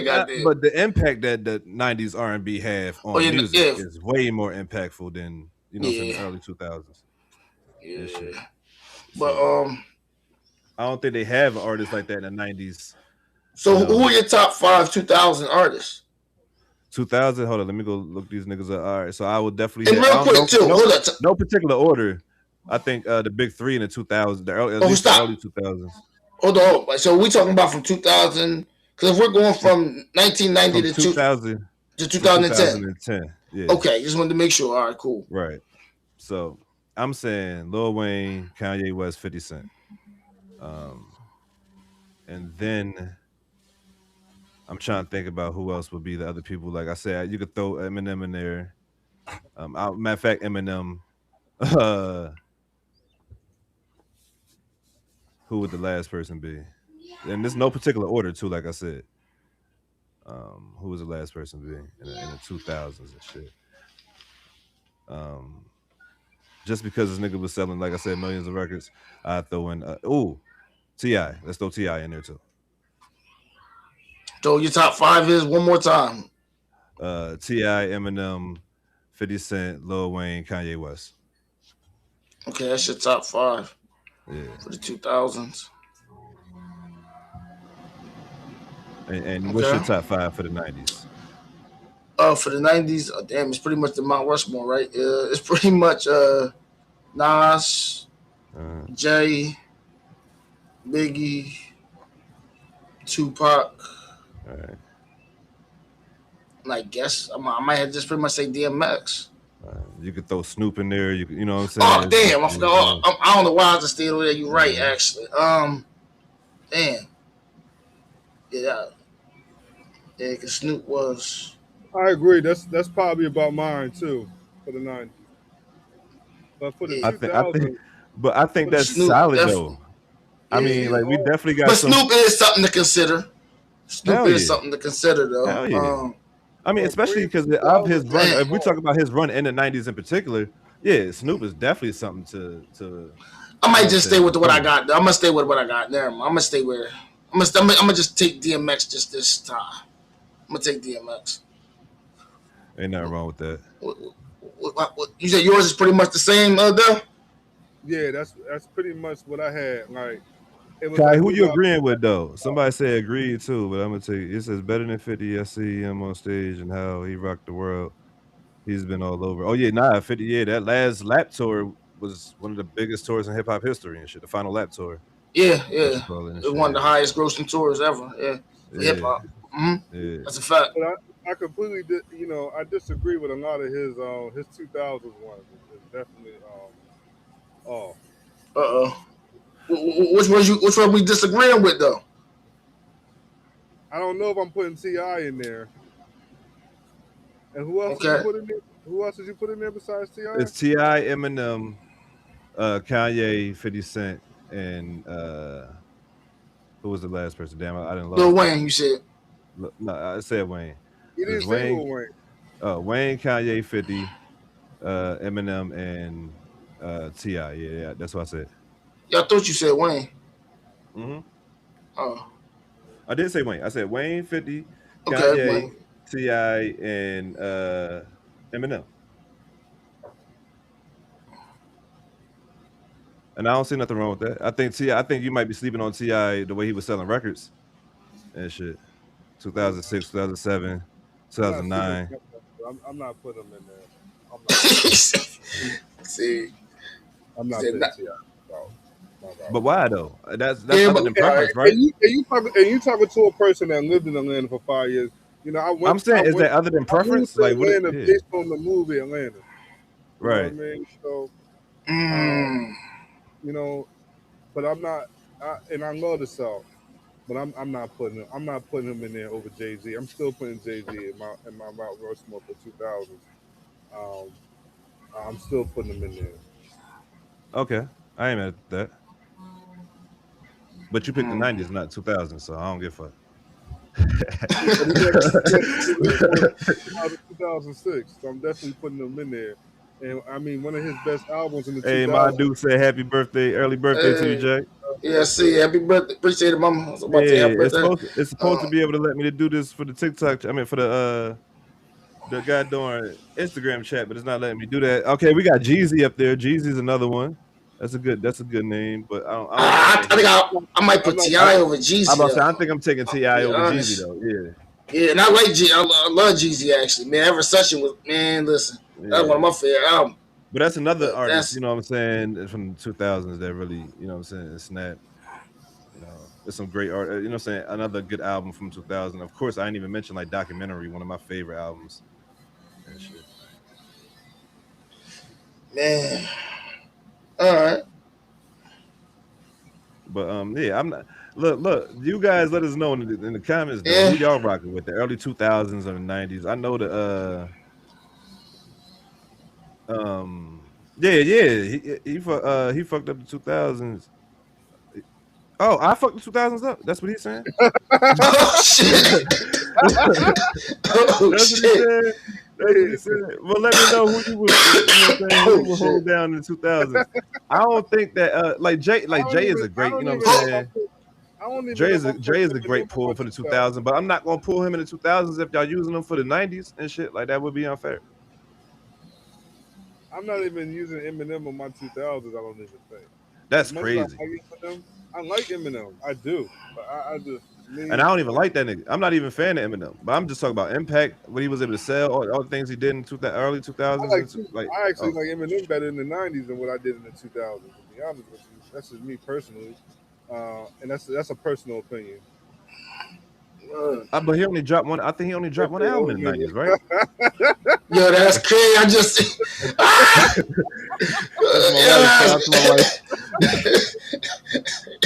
yeah, y'all ain't shit. No, Appreciate he it, said, cuz. I mean, he was talking about Jeezy. He was talking about Jeezy fucking shit up in 2000. He wasn't talking about me. Oh shit. All right, man. Oh. Appreciate you. Oh, he said not you, bro. He talking about me. He said he got Nelly. He talking about. Nah, I mean, see, look, like Nelly, like not my cup of, not my bag either when it comes to hip hop, just like Eminem. But you gotta show respect where respect is due. You know what I'm saying? You gotta show like how good at that, like how good he was at selling records and reaching other audiences, and shit like that too, with his style of hip hop. So shout out to Nelly, and he opened the door for a lot of that country hip hop style that we hear today, for real. So when it comes to like Big X and shit like that, like. Mm-hmm. So yeah, I think Nelly don't get Ja Rule, another motherfucker that, you know what I'm saying. That I forgot all about Ja Rule. Yeah, Ja Rule, 17 #1 hits, all in the 2000s. You know what I'm saying? All in the. He's still suffering from the. He's still suffering from the effects of 50. I forgot all about Ja, man. Thanks. That's crazy. Cause Ja had a run before 5th came around. 17 #1s. Nigga, like, you all right, man? He looking like, come on, man. He looking like, come on, my nigga. nah, you gotta respect it. Oh, what happened, bro? I said I used to like Ja too, man. That was a fucked up. I still do, y'all. I ain't gonna let anybody bully me into not liking Ja Rule, bro. And Ja still had, and the crazy thing is, even after the situation, Ja still had like some hits. Like I don't care what they he had say. A couple hits. Clapback had some bars. Yeah, that's my shit. Yeah. That's my shit.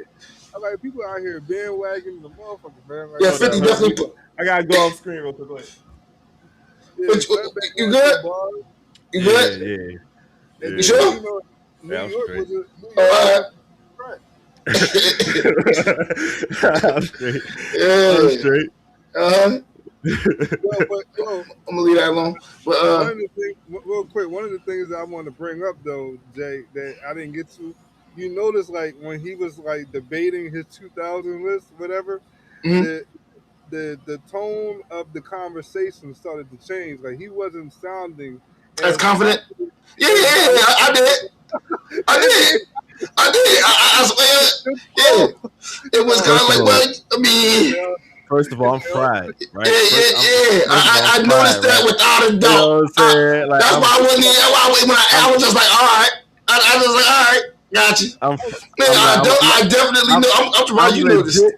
I'm legit fried. You know what I'm saying? So normally when I get about 3 or 4 in me, you know what I'm saying? This is like my 4th one of the day.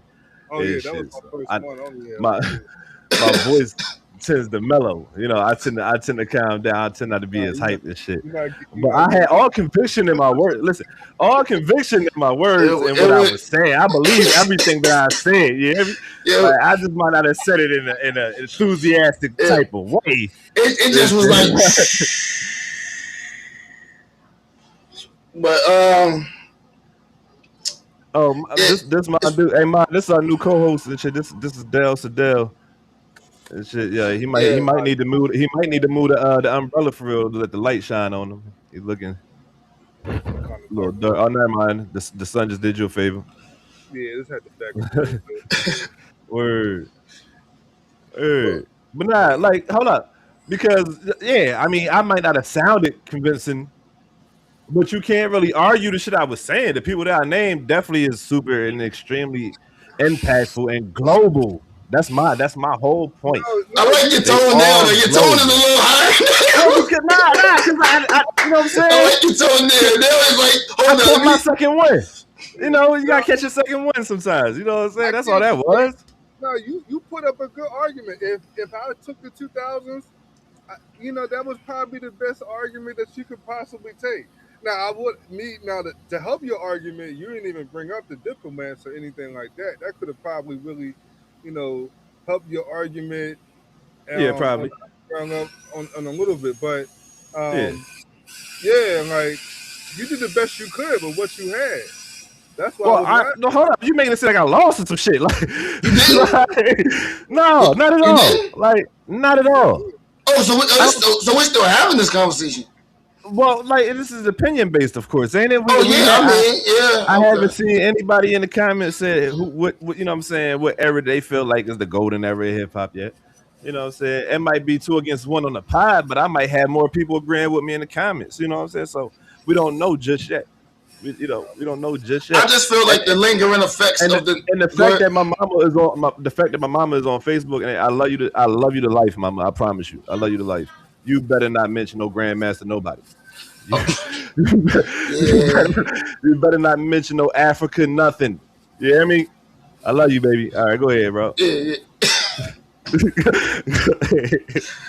lost, bro. You lost that argument, bro. I'm sorry. Like I said, on the pod, y'all might have me outnumbered. Like, I'm still waiting for the numbers to come in over here. You know what I'm saying? You know what I'm saying? Now they in already. Damn. Come on. NWA said the 90s. He said drill music for real. Then he said the 90s. But I'm going with drill music since it don't go with me and shit. Fuck out of here. So that, you know what I'm saying? We ain't gonna even count that shit. They don't even count as the vote. You said drill music? Yeah, he said psych and then the 90s, of course. But I think we live in nostalgia too, man. I think we're living in nostalgia too. I think Big my favorite rapper, but he said a lot of questionable shit, man. Don't do that. Don't do that. This will be used against you at a damn time. And you know how we get with that. Don't say that. You sure? It will be used against you. No, you can't though. Yes, you I can. Can't say that shit. No, it's not gonna work because I'm not going out. I don't give a fuck. Like, all right, now we'll do it. NWA say go with the 90s. I mean, with a name like NWA, of course he's gonna go with the 90s for real, like because he can't go with the 80s. Yeah. Ain't nobody had no 80s action. We ain't doing none of that. I don't see how niggas was tough with the Jerry curl, nigga. All I need is a lighter, and your life is over. So let me tell you about NWA. What is wrong with you, nigga? So NWA, mine had a dirt bike accident. I think he was. So he's NWA stands for Never Walk Again. That's his brand. Oh shit! Damn. He's actually shit. in the walk there, and he has a Don't brand. do that, man. But not all good. So he's on. Yeah, but now he has a whole brand. NWA. He repairs wheelchairs. He makes shirts. NWA. You may have seen me on a podcast with an NWA shirt. No doubt. Word. Yeah. So that's the whole brand of what he do. Word. But yeah, so shout out NWA. Nah, because now you Yeah, make shout me feel out to bad. Yeah, I'm about to. I'm goddamn green. Because you're making me feel like I ain't shit now. Yeah, I ain't gonna lie. I'm like, goddamn, listen, he ain't like that. He's a straight asshole, and he know it. hopefully we can get him on one of these. No doubt. Word. It was. Word. I'm sorry, it was just a look on his face that I know this guy. I know he felt bad for a minute. I be acting like I'm an asshole, but I'm not really an asshole. Like, I promise shit. y'all, yo. I wasn't calling you. I was saying NWA. He an asshole. People are so assholes. So, He said niggas feel like they going to hell. Just a little bit, bro. Like, just a little bit. Real shit. He's like, oh shit. Oh man, y'all crazy. My mama watching this, man. Come on. I be out here looking crazy and shit. You all good. But yeah, hopefully we can have him on there. He had a great perspective on sports. He did his thing. Hell yeah. All is welcome. Good man was in high school back in the day in Philly. So he's straight out of Philly. Out of North Philly. Oh, true, no doubt. All right. No doubt, that's what's up. Oh, okay. Word.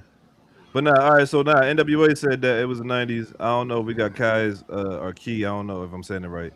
Vote and shit. I know there's a couple of people. That's my people Tiki. Okay, yeah. So, but I feel like I might get swept. So all right, well, whatever. You can't win them all. You can't win them all, right? The Knicks going to win tonight, so I can't win them all and shit. So. Yeah, typical play. He gonna go where he got a little leverage at. He gonna go where he got a little leverage. Why wouldn't I? Hey man, it's funny. I got a blazing 5 for you gentlemen. Actually, man, what you have, bro? Like, word. Oh, we got a blazing 5. Yeah, man. I actually got a blazing for both of y'all, man. So, word. We all around the same age, relatively. So, the blazing 5 we doing this week is on pretty much, we'll say, retro video games. Okay. So I'm sure we got some gamers in here. So of course, you remember how it go. Pretty much from you put it from 1 being the highest, 5 being the lowest. You just pretty much rank as I pretty much give out the games. All right. All right, bet. So the first one, where are you guys ranking Street Fighter? You said 1 being the highest or 5 being the highest again? 1 being the highest, 5 being the lowest. Yeah, I'm gonna make it with a 1 because that was Street Fighter was my shit. So go ahead. I'm gonna go 4. You gonna go 4? Yeah. All right. Next one, I am gonna go Contra. 5. 5. Okay. 3, I got Sonic. 3. Ooh, 3, yeah. Next one is Mario Brothers. 2. 1. Last one, Pac-Man. 2. Hell yeah. 5. Hell yeah. I wasn't a Pac-Man person. I know, but that's your list and you gotta stick with it. That's the blazing 5 right there. That's exactly the purpose of it. Line niggas up. Yeah, these are also some of the highest selling but games. I was just going off of personal preference and shit. Yeah. So Mario is definitely my favorite. If we talking retro games, that's my favorite retro game of all time. Yeah, Mario for real. Yeah, mine is probably a tie between Sonic is one of my for real, yeah. But so I gotta go with what was the last one you said? I gotta go with that as 4. Yeah, Pac-Man. You gotta go with that as 1. For 1, yeah.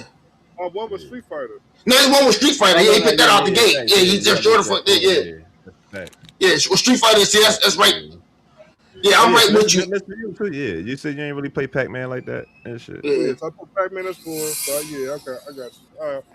I probably play Pac-Man more now and shit. That was a good way to buy. Good shit, man. Yeah. Well, see, I feel the same way because you've been over here, so you already know I have like an arcade game to like over here, and I have a Street Fighter art, so I love Street Fighter as well. So, see, I'm more of a Mortal between Kombat that and guy, Sonic for me, because I used to love Sonic as a kid. What that game was everything. I'm more of a Mortal Kombat guy. You know what I'm saying? Me personally, when it comes to fighting games. Hell, like honestly, when it comes to fighting games, a lot of people don't even play it, but I play Dead or Alive more than any other fighting game, more than Tekken, more than all that shit. For Dead or Alive. Yeah, Tekken is probably my second favorite. Though Mortal Kombat is like 3 for me. Word. Yeah. No doubt. Yeah, I remember playing Street Fighter when I was younger, but as I got older, I was always I guess because of the goriness and the violence of Mortal Mortal Kombat, Kombat, yeah. yeah, it kind of made me. And then when they started doing the crossover with the DC shit, you know what I'm saying? You know, I'm a huge fan of Mortal the Kombat DC just got shit. a better storyline. I think all together. Yeah. Well, But definitely for once they the started nostalgic focusing on that shit. purposes, I love Street Speaking of Fighter. which, did either one of y'all see the new Mortal Kombat movie? Nah, I didn't actually see it yet. No. How about you, see that Dale? shit, Dale? No, I haven't. Oh shit, it's not bad though. I seen it and shit. I mean, it's to each his own, but in my opinion, it wasn't bad. She in the comments right now. She talking about no one seeing me and Mario. I told her I'd get her the fuck out of here, Mario Kart. Fuck out. Hey yo, believe it or not, I was not a huge Mario Kart person though. You know what I'm saying? I was more the adventure version of Mario. You know what I'm saying? Just, I like that too. Yeah. Yeah. I was never really big on the Mario Kart or even the Smash Bros and shit. I was never really big on that shit. Me and my sister, we be on right now, man. My sister be kicking my ass in Mario Kart right now, man. I can't make one mistake, yo. I make one fucking mistake. And there's plenty of mistakes to make on that shit. Yeah. Yeah, I wasn't a fan of that neither. Yeah, see, I wasn't big on too many driving games in general though. I always felt like if I can't get out and do other shit, like I don't want to just drive around. Nah, driving games used to be lit, man. Listen, I used to love Need for that shit. Yeah, you know, that Need for Speed, boy. Shout out Kenny for tuning in. Yeah, straight Kenny up. For real. Word. Nah, it's what's definitely up, man? some games. Yeah, it's definitely some back in the day. Shoot, we might have to have a debate on that next. Yeah, facts. We might have to start making some lists. You know, like I said, we make lists and shit on this goddamn podcast. We're gonna start doing it again for real. Yo. Got a couple of them that's gonna be coming out relatively soon, so y'all make sure y'all stay tuned. Slicky Kitty talking about I came from the real sticks Atari. Oh shit! Yeah, that's the real sticks. For yeah, real. That was a home. That's stick. Like you can't. Yeah, that was a home arcade. That motherfucker had a stick and like 2 buttons at most. For real. For real. Like, and one of them 2 buttons was to turn the bitch on. So yeah, pretty much. That one button had all the functions. Whatever the game was, you hit that one button as fast as you can and move the joystick. Nigga. For real. But you can't tell me that's Sega Genesis, boy. Hell yeah, that was one of the most sought after consoles in the world and shit. Boy. One of my favorite, most slept on, and we still got one to this day. One of my favorite, most slept on consoles is goddamn Dreamcast, Sega Dreamcast. Underrated. Dreamcast actually wasn't bad. You know, it was ahead of its time, bro. Because some people try to make it seem like, Sega Dreamcast was a waste of. It didn't have the best game selection, maybe, but it was cool. Dreamcast. To be honest, Dreamcast was dope, man. Let's be real. What happened with Dreamcast was it was the Sony and the Sega, battle. You know what I mean? It was like a bidding battle or something, and I think it was actually Nintendo missed out on the deal. I think they fucked up and missed out on pairing with Sony. It was some situation, man, that happened. Right. Yeah. Yeah, I was looking at an article before this. I said, "No, right? Yeah, it was like an article before. It was like talking about like the fall of the Sega Dreamcast." It's a goddamn fucking documentary on Netflix called Game Wars and shit or some shit like that. That you know what I'm saying? Go through all that shit. Yeah, I might look at all that shit. Yeah, because Dreamcast. I mean, like I said, was my shit, bro. Yeah, they could have had a really good run, man, but. Yeah, like you said, Sony started. He said that Cube shit. Yeah, you talking about the GameCube? Yeah, that was my shit too. Man, Jay brother had a GameCube. That shit. We used to play GameCube for everything, nigga. Religiously, yeah, for pretty much. Hey, every game on that joint. It was just, you felt like you had some shit exclusive. Yeah. You know what I'm saying? When you had the GameCube and shit, for real. Yeah, when that was like Nintendo went disc, it was crazy. And then it was like a little small disc at that, yo. Yeah, facts. Yeah, boy, what a time. Was my shit. The little wrestling game, the football games, all that shit on that joint. Yeah, but Xbox fucked the game up. When Microsoft they entered that split, they fucked the game up with that. Yeah. Like everybody thought that was just that ain't gonna last long. Nah, Xbox took off and still going up. Well, shit. Crazy. I mean, as far as I know, they actually on their way down and shit. I mean, as console wise going, they actually about to start doing. I think the next console is gonna be a handheld rather than an actual. You know what I'm saying? Yeah. We just going But it's handheld. gonna be like a stream deck. You know what I'm saying? Not necessarily like a Wii or some shit like that. At least that's one of the Jones that they had unveiled. But they still unveiling games for all the Xbox S series and all that shit like that. Yeah, but the But PlayStation I got definitely is Xbox and PlayStation and shit. I think they both got their perks based off of what you're looking for in the games and shit. But yeah, I'm definitely PS5 guy myself. yeah, no Sure. doubt. Nah, ain't nothing wrong with that. Ain't nothing wrong with having a PS5 or Xbox. I don't think that. I think shaming them is weird though. It's like the iPhone and Android shit. Like, nigga, can you make a phone call? All right, that's all that matters. My That's game all that is fucking matters. so many days is over, man. You know We what? got What the fuck I Hey, got do is we- the DaVinci Resolve. That's what the fuck I do all day. Word, facts. Hey yo, do we got a question of the week this week? Yeah, we definitely got a question of the week this week for real. You know? Oh, shit.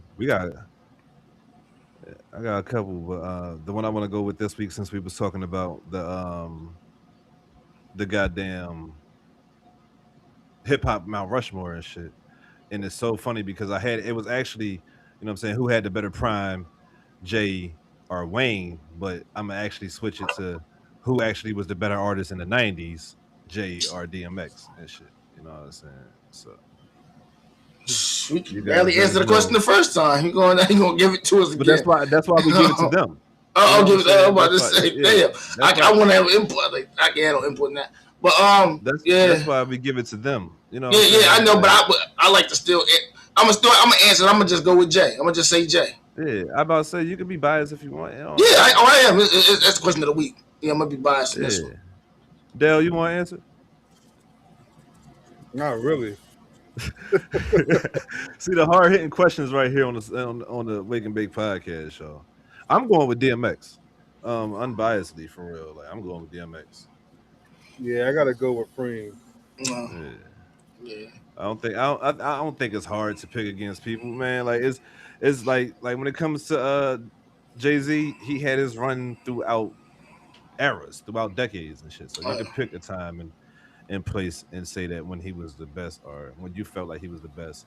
I just feel like in the 90s it's the impact that it was kind of like the same way we looked at 50 when he first burst on the scene. That's how DMX, you know what I'm saying? DMX had that first initial, you know what I'm saying, pop like that and shit. And then for him to drop 2 #1 albums in the same year is, you know what I'm saying? It was some Drake shit before Drake, you know what I'm saying, did what he did recently for real type shit. You know what I'm saying?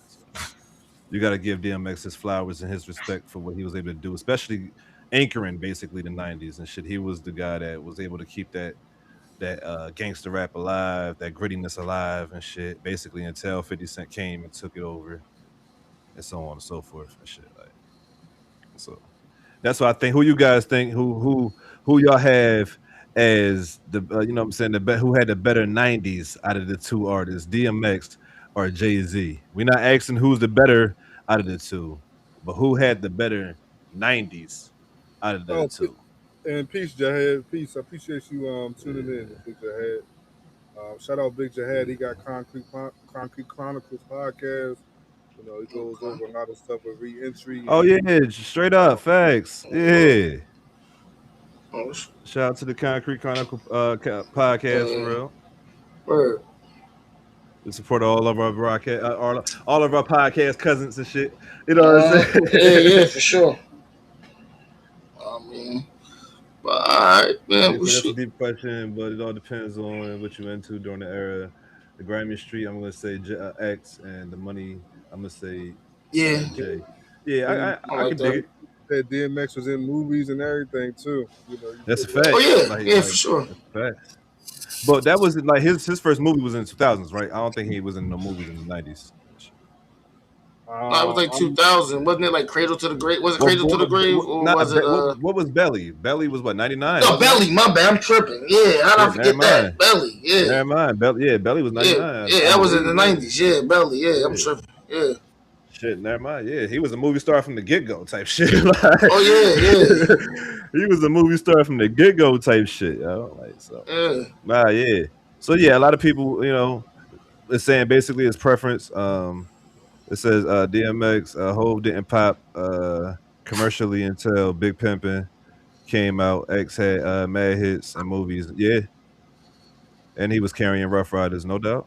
And then like I tell people, like that whole movement that X came out with the whole dirt bikes and the dogs, and that started a movement everywhere. You know what I'm saying? It Right. was just like, it was really impactful. It's kind of like I said, how when 50 Cent came out and you seeing niggas that ain't never been in beef walking around with bulletproof vests and, you know what I'm saying, do-rags and the hats on and shit like that. That's the type of impact and shit like that. Or the skinny because I had a couple of the G Unit. I was about to say, like, yeah, I had, you you know gotta what be I'm with the saying? I had a couple of the Jaws, you know what I'm saying? The little skinny tank tops and shit, you know. So Yeah. I remember 50 Cent's impact, you know, in the early 2000s. That's why I really feel like him and DMX are two rappers that really had that type of really big impact immediately. You know what I'm saying? Once they got on, you know, like just turning shit upside down. And, a lot of those guys look at it because it felt authentic from both of those guys. You know, it felt like this is who they are, and they just rapping about shit. So, but yeah, shout out to those guys.